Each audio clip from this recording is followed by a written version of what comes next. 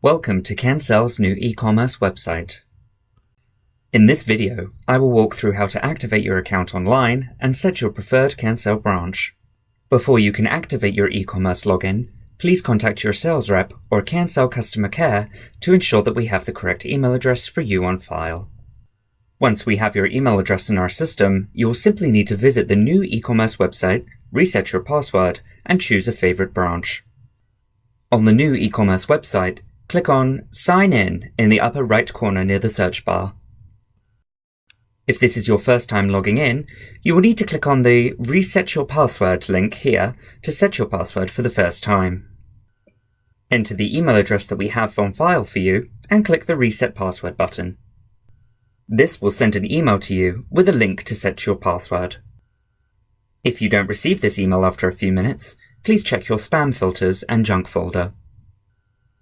The link to reset your password in this email expires after 30 minutes. If it has been longer than 30 minutes, you will need to redo the previous process to have a new link emailed to you. Click on the link in the email to open the Reset Password page. Your password must be a minimum of 8 characters. Type in your desired password in the new password box and again to confirm. Click Reset Password. Your online login will then be activated and you will be taken to the sign-in page.